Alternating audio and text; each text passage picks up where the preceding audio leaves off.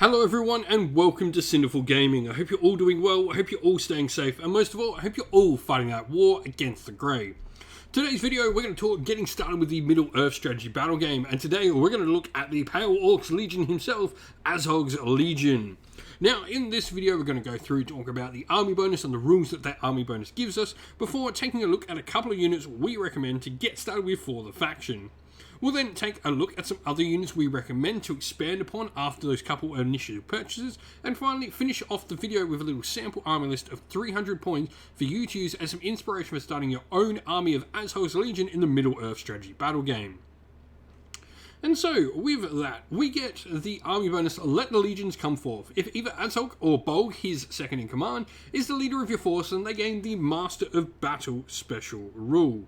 Now, what Master of Battle does is whenever an enemy hero attempts a heroic action within 6 inches of this model with this special rule, this model may call the same heroic action without spending might, even if they would not normally have access to it. So, this is pretty cool. Now, sometimes this may relate to you being able to, a model with a special rule have a number in the brackets, e.g. Master of Battle 5+. In this situation, you would need to roll a dice in order to do Master of Battle, but they just get Master of Battle. There is no plus, which is really, really cool. Azog becomes an absolute beast leading his legion. Now, of course, there is no place to start with this force without looking at Azog, the Pale Orc himself. So, you've got a really, really solid fighter. Put him in heavy armor, he's got a nice defense of 7, strength 5, fight value 7 there, 3 attacks, 3 wounds, courage 5, might and will 3 with 1 fate point as well. Now you can equip him with a few different things. He can also be mounted upon the White Warg itself as well, which is really cool. And then he's got a couple of extra special rules. So he's got Burly as a special rule, along with General of the North, Iron Master, and Last Stand. And of course, due to leading this force, he will have Master of Battle. Now, Iron Master is an ability he always has active. What this does is when rolling to wound on an enemy hero after winning a fight, Azog never needs to roll more than a 3+ to score a wound regardless of their defense. General of the North will give his Standfast rule a 12-inch aura, which is really cool. And so he's just a really, really solid fighting piece. Now, to go along with Azog, we are going to take some Gundabad Orc Warriors. These are your standard sort of Orc Warriors for the Force, and they're pretty decent. They come standard with heavy armor, giving them that nice defense of 5. Then you've got fight value 3 with strength of 4, 1 attack, 1 wound, and courage 3. They're really, really decent fighters, you know. They're going to provide a lot for your force. They've got ancient enemies, dwarf and elf there, so they're going to get a little bit better when fighting them as well. If we look at where to go next, though, we can certainly look at taking some Gundabad Berserkers. So they are pretty much going to have 2 hand weapons. Is that big thing they've got over the other orcs weapon-wise? You know, the regular sort of Gundabad Orc Warriors can take hand weapons, shields, spears, and a banner. These guys do have the option of just taking the regular one-handed weapon, but really it's the 2-handed picks, I think, that make their weapon options stand out. Now, they have ancient enemies, dwarf and elf, and they've got oblivious to pain as well, which is a special rule for them. Every time a Gundabad Orc suffers a wound, we roll a d6. On a roll of a 6 or 5+, if the banner of Angmar on Azog's Signal Tower is on the battlefield and manned, the wound is ignored exactly as if a point of fate had been spent. So, pretty cool, you know, they can ignore a little bit of damage. We then have the Warbats. For me, their big thing is the nice fast movement pieces they are. 12-inch move with 2 wounds and 2 attacks, fight and value of 3 with strength and defense 4, and courage 3. Like I said, the big thing for these Warbats here is always just going to be their movement that they bring to the table. They have piercing talons and pluck as some special rules as well. So what these are going to do is, first of all, piercing talons when a Warbat charges the defense of the charged model, and any models that subsequently countercharge is reduced by 2 against the Warbat strikes. And then pluck as well. At the end of the Warbat's moved, it can pick an unengaged man-size or smaller enemy model that has moved over and roll a d6. On a 4+, the model suffers a strength 4 hit. If it survives, roll another dice. On a 4+, that model is knocked to the ground. So they essentially pick them up and drop them.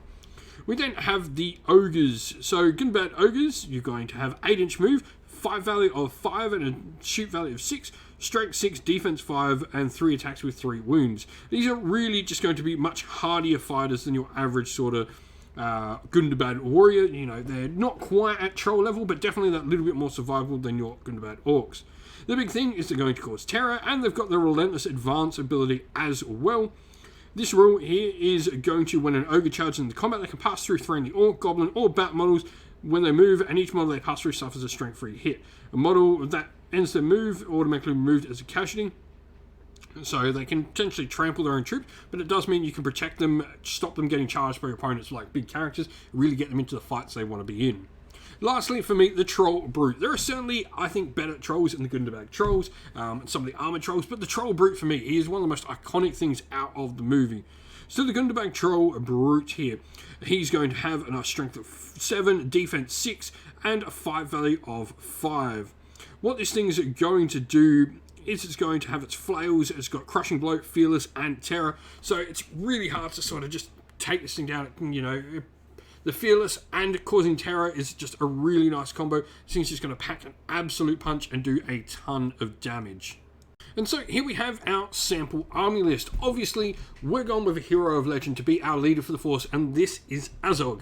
Now, he's gone with heavy armor. It's the only upgrade we've gone. You certainly, at high points value, start upgrading Azog some more. Get that white tower on the battlefield, because then all of a sudden those Gundabad Berserkers become really, really insane with a 5-up ability to shrug off damage. And speaking of Gundabad Berserkers, we have 2 of them with 2-handed picks. Gundabad Orc Warriors, we've got 5 of them in the force. 2 of them are just going to be standard warriors with swords, and then we've got 1 with sword and shield, and 2 with spears in the force. Lastly, 2 Gundabad Warbats as well. These provide a nice little bit of fast moving. This isn't a lot of orcs for an orc force, but Gundabad are, I guess, more elite than your average orc. The fact that everything here is pretty much totting heavy armor is, you know, really, really powerful. Those Warbats provide some nice fast moving pieces, and Azog, this is an absolute beatstick of a character. If you've been playing with Azog's Legion, let us know how you've been going down in the comments below. Love to hear how your forces are looking, what you've been doing with them on the tabletop.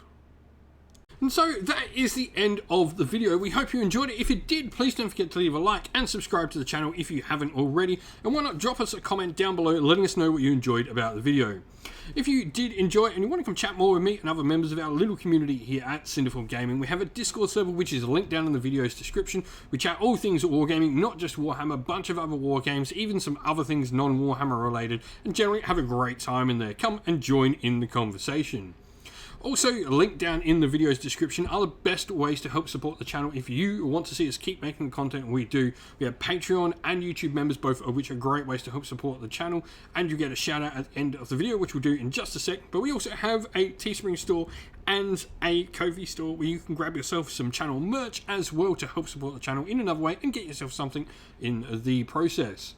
But as I said, a special shout out to all our Patreons: Christian Weir, Soren, Kenny Lyle, Out on Shot First, Andrew Bowen, Nathan V, The Rising Ape, Q Dynamic, Anthony B, JJ Austrian, Average Wargamer, Domir, Mark Harvey, James Cater, Bloobs, Benjamin Swallows, Red Martin, Iron Grinch, and Nuss. And to our YouTube members: Green Roots Gaming, Ronya Lockloric, The Johnny84, David Osworth, Wolfric Nick, Broken Chef, Ariana Edwards, Revenar, Pink Nico Fire, Robin Mankiller, Monty's Tabletop Terrain, John Castle, Davis Weird, James South, Dave Crozier, Dylan Areno, and James Tillman. And lastly, a special thanks to Lady Witchbox Art, who does all the amazing artwork you see pictured here on the screen and indeed all over the channel.